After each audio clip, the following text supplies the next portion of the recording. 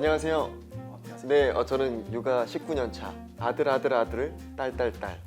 고등학생, 중학생, 초등학생, 유치원생까지 모두를 키우고 있는 육남매 아빠이자 VS라는 그룹에서 가수 활동 중인 박지원이라고 합니다. 반갑습니다. 네, 안녕하세요. 저는 스타트업에서 마케팅 일을 하고 있는 강혁진이라고 하고요. 저는 26개월 된 아들 한 명을 키우고 있습니다. 그리고 다른 아빠들과 같이 썬데이 파더스 클럽이라고 하는 육아 관련 뉴스레터를 또 운영하고 있어요. 네, 반갑습니다. 네, 반갑습니다. 네, 반갑습니다.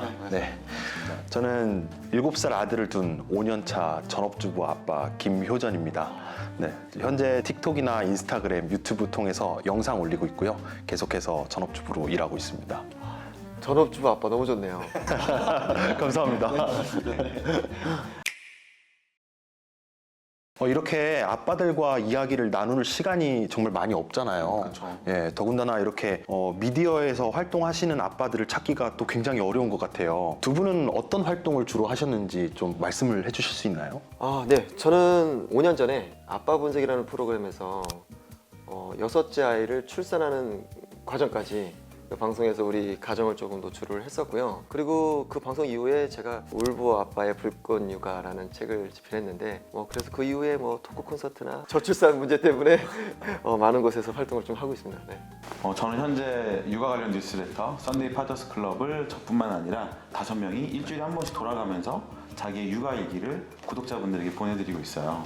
구독자는 지금 한 1,800명 정도 되고요. 그렇게 쓰다 보니까 또 출판사에서 저도 제안이 와서 또 책을 출간하게 됐고, 어쩌다 보니까 또 이렇게 다양한 언론이라던가 이런 곳에 또 노출이 돼서 저도 이제 제가 일하는 직장인인지 뭔가 육아 전도사인지 모르게 되게 육아 얘기를 많이 하고 다니고 있는 상황입니다. 진짜 많은 활동들을 두 분 다 하셨네요. 저 같은 경우는 틱톡이랑 유튜브 같은 데서 활동을 할 때 제일 대중분들께 인기가 많았던 컨텐츠는 그 픽시드라는 유튜브 채널에서 육아 데디 속에서 직장 데디 찾기 해가지고 카톡을 주고받으면서 마피아처럼 칸막이 이렇게 네네 칸막이 해놓고 찾는 그런 컨텐츠가 좀 많은 사랑을 받았었던 것 같아요. 예. 그리고 작년에는 틱톡 연말 시상식에서 브이로그 분야로 이제 아들과 영상 촬영한 것들에 대해서 시상을 받은 적이 있어요. 저희가 나름 각자 하는 일들이 굉장히 좀 이렇게 중요하다고 생각하는 게, 저도 방송을 결심했던 이유가 이 다둥이 가족하면은 너무 다 힘들 거라는 생각들만 하거든요. 그게 너무 힘든 것이라는 인식 때문에 이게 저출산으로 가는 거 아닌가 싶어서 정말 작가님이랑 앉아서 이 다둥이 가족의 행복을 한번 제대로 보여주자. 그래서 작가님은 거의 1년 동안 저희 집에 살았어요. 그러면서 그분은 거의 비혼이었는데 우리 집에 살면서 결혼하셨어요. 네네네. 그래서 이 행복을 진짜로 느끼셨고, 그래서 그런 거에 대해 좀 목적을 좀 뒀고요. 책 같은 경우는 저희들 생각해보면 어릴 때 어떤 아빠가 될 것인지 어떤 엄마가 될 것인지 배운 적이 없잖아요. 저는 그게 10대 아이들의 머릿속에서 어느 정도 완성된다고 생각해요. 그래서 그 완성 지점을 두고 그 과정에서 어떤 꿈이라든지 내가 어떤 의사가 될 거야, 어떤 직업을 가질 거야 라는 어떤 중간 지점이 저는 있어야 된다고 생각하는데, 이런 어떤 목적 지점에 대한 어떤 마음을 좀 나누고 싶었어요. 그래서 책을 집필을 했고, 저는 글로 제 기억과 기록을 남기는 게 저에게 좀 잘 맞다는 생각을 하게 됐었던 것 같아요. 그래서 뭔가 기쁨과 슬픔이 함께하는 육아가 앞으로 내가 계속 글을 쓸 수 있는 소재가 될 수 있겠구나 이런 생각도 좀 했던 것 같고요. 근데 이게 또 혼자 쓰는 게 너무, 써보서 아시겠지만 글 쓰는 게 너무 힘들잖아요. 힘들죠, 너무 힘들죠. 네, 그래서 저는 이제 혼자는 힘들고 여럿이 같이 써야겠다 그 생각으로 이제 아빠들과 함께 이렇게 육아와 관련된 이야기를 계속 쓰고 있는 것 같아요. 저 같은 경우는 어느 날 아이 신생아 시절에 사진첩을 보는데 아이 사진밖에 없는 거예요. 그래서 나랑 나오는 사진 좀 많이 찍어보자, 가족끼리 나오는 동영상을 한번 찍어볼까 해서 시작했다가 짤막짤막하게 이제 틱톡이나 유튜브 같은 데 올렸었어요. 근데 감사하게도 진짜 틱톡에서 정말 많은 사랑을 받고 있죠. 가족의 얼굴을 남긴다. 네, 아이 얼굴뿐만 아니라 그러니까요. 네. 너무 좋네요. 고충 너무 많죠. 우리가 힘들고 안 힘들고의 문제는 아닌 것 같아요. 그거는 고충이라고 말할 수는 없고요. 가장 큰 고충은 시선이에요, 시선. 그리고 우리도 이런 삶을 그냥 잘 우리끼리 살아가다가 누가 툭하니 이렇게 한마디를 뱉으면 이게 신경이 쓰여요. 애기여서 너 어떻게 키워? 뭐 이런 말들. 예. 내가 정말 이 옷이 맞다고 생각해서 이 옷을 잘 입고 있는데 누가 한마디 툭 하면 집에 들어와서 이 옷을 또 쳐다보게 돼요. 내가 잘못 입었나? 이런 느낌인 거예요. 그리고 애들을 조금이라도 옷을 잘못 입히잖아요. 옷을 좀 편하게. 야, 우리 뭐 순대국밥 먹으러 가자 해서 막 내복에 입고 막 가잖아요. 그러면 엄청 쳐다봅니다. 그러면서 이제 들려요. 애기 저렇게 많이 나가지고 저들 막 저렇게 입힌 거 봐. 이게 그러니까 뭘 하나를 해도 우리가 타겟이 돼요. 아내가 조금 살 빠지면은 애기 많이 나가지고 살 빠졌네 그러고 그런 좀 고충이 있습니다. 그러니까 저는 저뿐만 아니라 5명의 아빠들이 모여서 이제 다 직장 다니는 사람들이니까 맞아. 일요일마다 레터를 보내야 되는데 저희끼리 다짐했던 게 육아 뉴스레터 쓴다고 육아에 소홀해지지 말자가 저희의 기본적인 그런 모토 같은 거였어요. 근데 그럼에도 불구하고 또 이제 저나 아내나 다 일을 하고 있으니까 저희는 장인 장모님의 도움을 받고 있거든요. 근데 저희가 둘 다 회식을 하거나 둘 다 야근을 하면 얘가 10시, 11시가 되도록 엄마 아빠를 기다리고 주말에는 또 온전히 저희가 둘이서 애를 보는데 한 번씩 이제 제가 너 나 레터 써야 되니까 잠깐만 하고 들어가면 네. 밖에서 막 얘가 막 울고 막 하는 소리가 들려요. 그러면 이제 계속 죄책감이 들고 이럴 때가 있는데 저는 예전에 아이 신생아 시절에 이렇게 문화센터 같은 데 가면 어머님들이 많이들 그렇게 말씀을 하셨어요. 아빠가 육아를 하시다니 정말 대단하세요. 막 이렇게 얘기를 하셨는데 그럴 때면 제 어깨가 막 이만큼 올라가 있는 거예요. 기분이 좋았죠. 근데 돌이켜 생각해 보니까 그거 다 엄마들도 하고 있는 거잖아요. 그렇죠. 네, 그러니까 엄마들이 하는 건 당연하고 아빠들이 하는 건 좀 특별하다? 이런 사회적 시선이 이제 덜어져도 되지 않을까. 네, 저는 그렇게 생각이 듭니다. 제 생각에는 육아 앞에 남성이 붙는 그런 남성 육아라는 말 자체가 사실은 사라져야 될 것 같아요.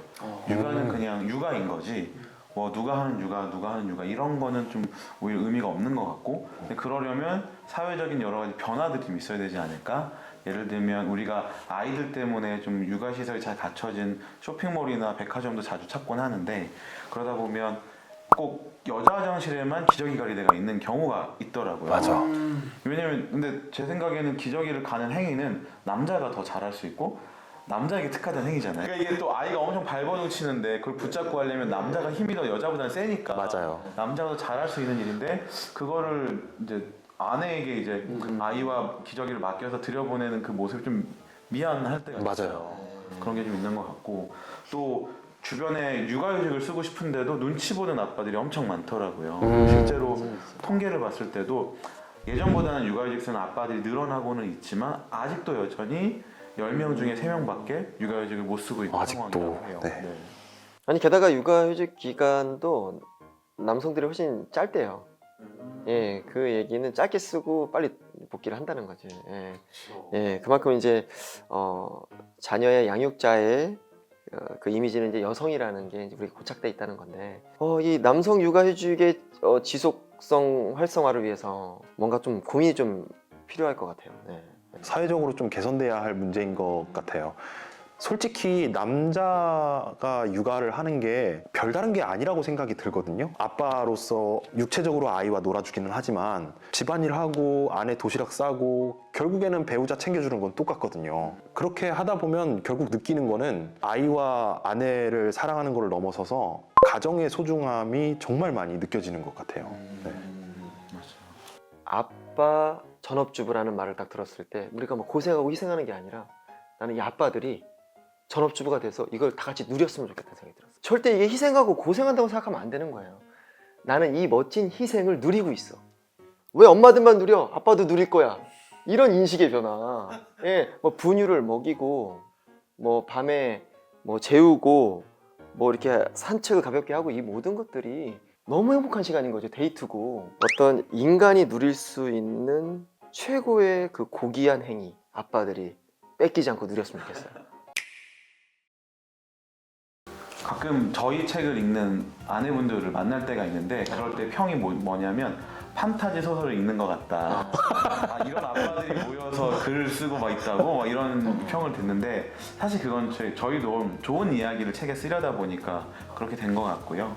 그리고 사실은 뭐 저희 저자들도 다 아이들에게 부족한 아빠인 거고 저희뿐만 아니라 그냥 가까운 놀이동산만 가도 정말 육아에 진심인 아빠들이 엄청 많이 보이거든요. 저희는 그냥 그런 평범한 아빠들을 대변하는 그런 사람들이라고 생각을 좀 하고 있어요. 그래서 저희도 늘 부족하지만 더 좋은 아빠가 되려고 노력하는 그 이상도 이하도 아닌 것 같아서 저희는 그냥 그렇게 해서 쭉 이렇게 글을 쓰고 있는 상황인 것 같아요. 지연님은 어떠세요? 대중들의 시선, 대중들의 인식이 좀 변화가 필요하다고 생각을 해요. 예. 우선 우리가 쓰고 있는 단어들을 보면 그게 명확하게 드러나요. 맞아요. 특히 중2병 같은 단어. 중2병이라는 단어는 원래 없었던 단어예요. 그렇죠. 네, 원래 우리 어릴 때는 없었습니다. 원래는 사춘기잖아요. 생각사 봄춘자. 생각에 꽃이 피고 사실 보기에 되게 좋았더라라는 이미지의 단어거든요. 그러니까 시대가 관계가 틀어졌음을 반증하는 단어예요. 그러니까 우리 모든 아이들이 다 중2병을 우리가 얘기하잖아요. 우리 아이들은 그렇지 않았다는 것을 우리가 인식을 해야 됩니다. 예, 그래서 저희는 홈스쿨링을 택한 이유도 어떤 나은 교육을 하려는 게 목적이 아니었고요. 그 관계가 목적이었어요. 저는 저희 아이에게 자신의 일을 굉장히 잘 열심히 하는 아빠가 되고 싶거든요. 그래서 시선은 항상 아이에게 두지만 저의 삶에 저의 인생에 두 발을 딱 디디는 그런 좀 삶을 살고 싶다는 생각을 하고 있어요. 너무 좋고 행복할 때보다는 슬프고 힘들 때 찾아올 수 있는 아빠가 되면 좋겠어요. 즐겁고 좋을 때는 뭐 자기 친구들 만나고 할 수 있는데 정말 힘들고 슬플 때, 그러니까 우리가 속칭 뭔가 이렇게 비빌 수 있는 언덕, 그게 하나가 딱 돼주고 싶은 그런 마음이 좀 있는 것 같습니다. 그런 것 같고 또 어떻게 보면 요즘 회사들도 점점 일하는 시간을 줄여가는 회사들이 많아지고 있거든요. 좀 그렇게 좀 바뀌어야 된다고 생각해요. 주 5일제가 됐지만 뭐 4.5일을 하거나 4일, 주 4일을 일하는 회사들도 있는 것 같고요. 점점 그렇게 사회가 좀 변해야 좀 적게 일하고 그만큼 그 시간을 가정에, 육아에 쓰고 그렇게 좀 바뀌어야 되지 않나 이 생각을 하고 있어요. 미래의 아빠들에게 저는 이런 얘기를 하고 싶어요. 아이들이 7살 때부터 아빠가 그 삶을 기억합니다. 그리고 15세가 오면 사춘기가 찾아오고요. 생각보다 기회가 너무나 짧습니다. 15세가 됐을 때 그 7, 8년간의 그 열애 덕분에 아빠 저랑 같이 사냥 나가요 하는 그 마음을 얻어내는 게 우리의 숙제라고 생각해요. 저도 아빠가 되는 건 굉장히 감사하고 귀한 일이라고 생각하거든요. 살면서 되게 경험하기 어려운 굉장히 소중한 기회라고 생각을 하고 물론 아빠로서 사는 게 쉬운 일만은 아닌데 그렇다고 또 못해낼 일도 아니라고 생각하고요. 그리고 또 아이 때문에 울고 우는 날이 엄청 많잖아요. 진짜 많죠. 네. 얼마 전에 굉장히 힘든 일이 있었는데 아이가 그냥 아이는 아무것도 모르고 그냥 아빠한테 도망치지 마라고 그 말을 하는데 그 말을 듣고 순간 주저앉아서 오열을 했었던 적이 있었거든요. 그래서 이 영상을 보시는 분들도 지레 겁먹지 않고 아빠가 된다는 것에 대해서 좋은 아빠가 다 되실 수 있으니까 꼭 그렇게 하셨으면 좋겠어요. 저는 예전에 한 20대 시절, 젊은 시절 때 액션 영화 같은 거 보면 그 주인공이 딸이나 아들 두고 진짜 모든 걸 버리고 딸과 아들을 위해 고군분투하는 그런 액션 영화들이 엄청 많잖아요. 근데 그런 거 보면서 저는 솔직히 말해서 하나도 이해를 못했거든요.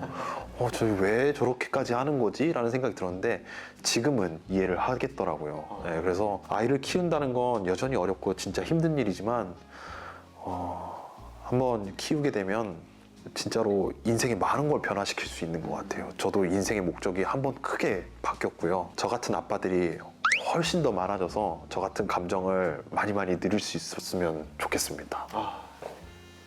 전국의 모든 아빠들을 응원합니다.